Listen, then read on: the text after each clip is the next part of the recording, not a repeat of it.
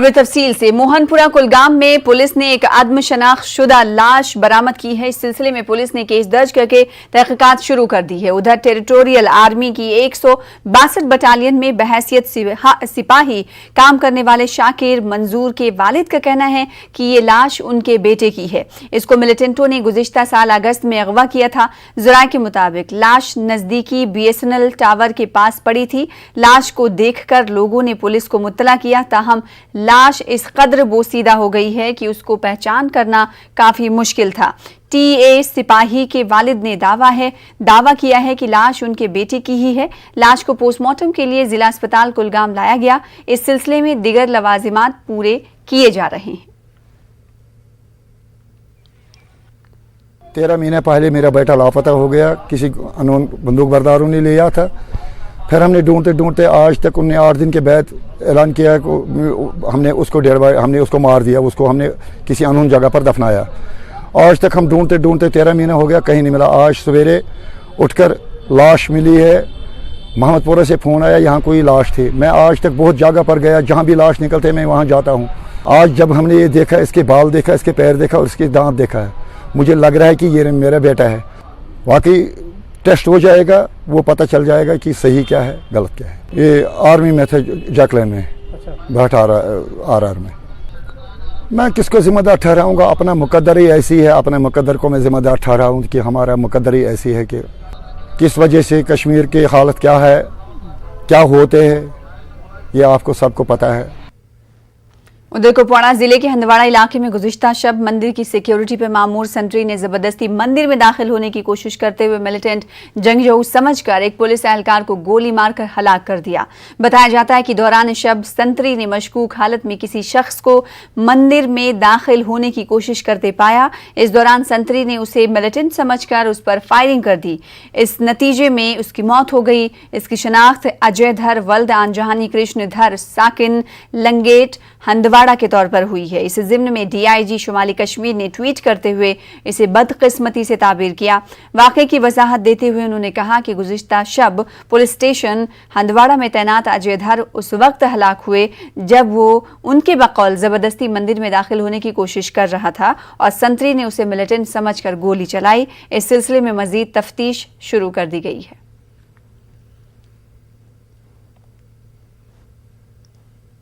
आजादगंज बारामुल्ला में आज फायरिंग के एक वाकये में एक नौजवान जख्मी हो गया। ऐनी शाहिदीन का इल्जाम है कि ओल्ड टाउन बारामुल्ला के मोहसिन अहमद नामी ऑटो ड्राइवर पर 46 RR के एक फौजी जवान ने गोली चलाई। ऐनी शाहिदीन का कहना है कि यह वाकया आजादगंज चौक में पेश आया और मुतालिका फौजी जवान वहां ड्यूटी पर मामूर था। मोहसिन की दोनों टांगों पर गोलियां लगी हैं और मकामी नौजवानों ने इसे इलाज के लिए GMC बारामुल्ला मुंतकिल किया। इस वाकये में मोहसिन शदीद तौर पर जख्मी हो गया है। इस वाक़े के खिलाफ लोगों ने एहतजाज किया। बाद में फौज और पुलिस के आला ओहदेदार वहां पहुंचे और एहतजाजियों को समझाने की कोशिश की। दुकानदारों ने भी इस वाक़े के बाद अपनी दुकानें बंद कर दी। पुलिस का कहना है कि जख्मी जवान की हालत मुस्तहकम है। पुलिस का मजीद ये कहना है कि वो मामले की जांच कर रहे हैं। ये पता लगाने की कोशिश की जा रही है कि किन हालात में मोहसिन फौज की फायरिंग में जख्मी हुआ। पुलिस ने लोगों से अमन बरकरार रखने की अपील करते हुए कहा कि इस मामले की गैर जानिबदाराना जांच होगी। काबिल जिक्र बात यह है कि जख्मी नौजवान की अगले माह की 11 तारीख को शादी होने वाली थी।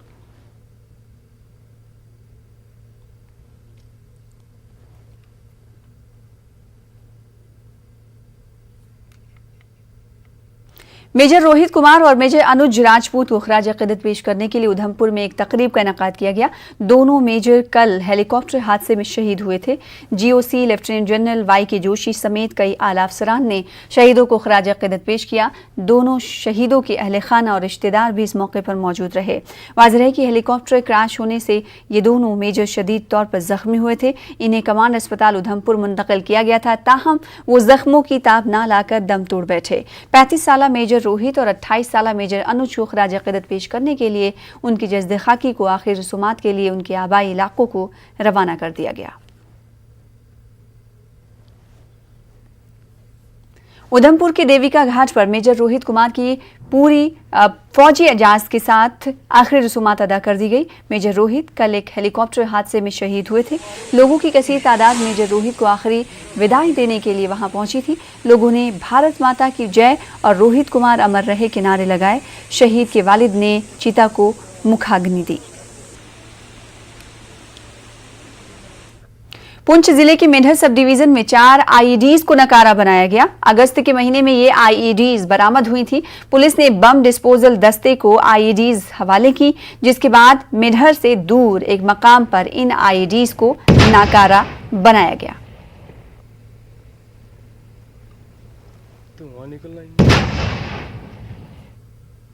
लेफ्टिनेंट जनरल डीपी पांडे का कहना है कि फरवरी माह में सीजफायर मुआहदे पर अमलावरी के बाद गुरेज और दीगर सरहदी इलाकों में हालात काफी पुरअमन हैं। इसी वजह से गुरेज में सयाहों का अच्छा खासा रश देखने को मिल रहा है। गुरेज में एनसीसी के एक प्रोग्राम में शिरकत के बाद मीडिया से बात करते हुए डीपी पांडे का कहना था कि गुरेज में सयाहत को बढ़ावा देने में इंतजामिया ने काफी अच्छा रोल निभाया है।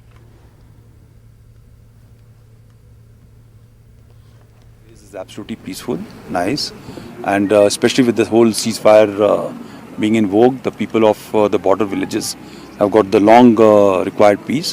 They are able to carry out their routine activity in a good manner and without any fear or constraints, and life has become normal here in this location.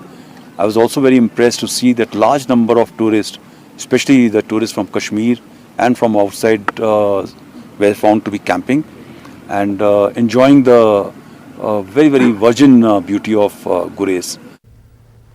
LG के मुशीर फारूक अहमद खान ने बरतरफ किए गए आईसीडीएस मुलाजमीन को backdoor entries करार दिया। खान ने कहा कि इन मुलाजमीन को गुज़िश्ता हुकूमतों ने चोर दरवाजे से भर्ती किया था। इन्होंने कहा कि इन मुलाजमीन को महकमे में एडजस्ट करने की काफी कोशिश की गई, मगर उनकी भर्ती का कोई ऑर्डर ही नहीं मिला। खान ने ताहम कहा कि इन मुलाजमीन को आने वाले इंटरव्यूज में खुसूसी पॉइंट्स दिए जाएंगे। ऐसा है कि बदकिस्मती से ये जो सारे हमारे आईसीडीएस जो हेल्पर्स लगाए गए थे आंगनबाड़ी सेंटर्स में, इनका कोई ऑर्डर कहीं पे कुछ भी नहीं था। ये कैसे लगे हैं, क्या लगाया गया है, किसने लगाया है, कुछ भी नहीं। इनको कहीं कहीं से इकट्ठा करके आगे पीछे से जो करके तो इनको दिया जाता था पैसा। हमने ये चौंके किसी भी ऑर्डर, अब आप ही में से किसी को उठाकर किसी जगह पर काम करवाना शुरू कर दिया जाए जिसमें कोई गवर्नमेंट ऑर्डर ना हो, तो वो कैसे तनख्वाह दी जाएगी। हमने बहुत कोशिश की थी कि इनका हो जाए। 1 साल से कम हम कर रहे थे कोशिश कि किसी तरीके से इनका ठीक हो जाए, लेकिन वो नहीं हो पाया। अब इसमें यह है कि हमने जो नई स्कीम डाली है उसमें हम काफ़ी सारी पोस्ट से निकाल रहे हैं इन हेल्पर्स की, और उसमें जो इनमें से क्वालिफाइड होंगे और उनको हम उस इंटरव्यू में एक्स्ट्रा मार्क्स देंगे। उनके लिए हमने एक्स्ट्रा मार्क्स रखे हैं, जो उनका एक्सपीरियंस होगा तो इनमें से बहुत से लोग वापस आ जाएंगे। मैं इनको कहूँगा कि एजुकेशन का पाथ चुने बगैर ये भरोसा रखें, हम किसी को भी यहाँ पे बेरोजगार नहीं देखना चाहते। सर, किसी के साथ पिछले 2 साल में और ख़ास तौर पर 5 अगस्त 19 के बाद किसी के साथ कुछ गलत नहीं हुआ है। पहले जो गलतियाँ होती रही हैं ये उनका नतीजा है। ये उन लोगों का उनका गिरबान पकड़ा जाना चाहिए जिन्होंने इन्हें धोखे से जाकर बता दिया कि तुमको हमने सरकारी मुलाजिम लगा दिया है। 900 लोगों से ज्यादा लोगों को एक धोखे के साथ चलाया जा रहा था और आगे पीछे से कहीं कहीं से इकट्ठा करके भीख मांग के इनकी तनख्वाह के नाम के ऊपर कुछ इनको दिया जा रहा था। आगे बढ़ेंगे। जिला गांधरबल के लामन वांगट नारन नाग में बादल फटने से 350 के करीब भेड़ बकरियां हलाक हो गईं। ये वाकया मंगल और बुध की दरमियानी शब पेश आया। सरकारी ज़राया के मुताबिक ये भेड़ बकरियां मोहम्मद यासीन और एम अहमद नामी बकरवाल तबके से ताल्लुक रखने वाले अफराद की थी। इनका ताल्लुक कालाकोट राजौरी से है।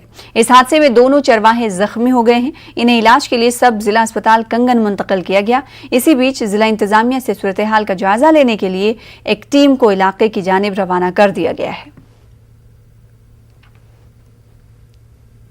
वादी कश्मीर में बदलते सियासी मंजरनामे के बीच जमीनी सतह पर भी हालात बदलते नजर आ रहे हैं। श्रीनगर शहर में हालिया अरसे में अपने नौयत के एक बड़े रोड शो और मीटिंग का इनेकाद हुआ। श्रीनगर के हजरत बल हल्के में अपनी पार्टी के लीडर और श्रीनगर के मेयर जुनेद अजीम मुत्तू ने इस रोड शो का एहतमाम किया। इसमें कसीर तादाद में लोगों ने शिरकत की। इनमें खासी तादाद में खवातीन, नौजवान और बुजुर्ग शहरी भी शामिल हैं।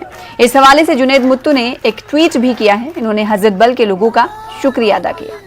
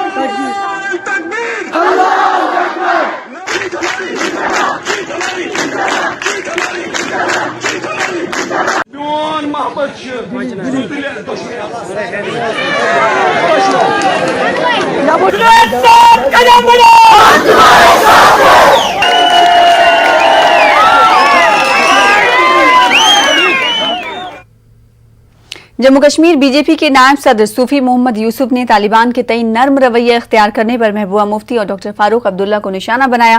न्यूज 18 उर्दू से बातचीत करते हुए सूफी ने कहा कि महबूबा मुफ्ती की जानिब से हिंदुस्तान का मुआवजा अफगानिस्तान के साथ करना काबिले मजम्मत है।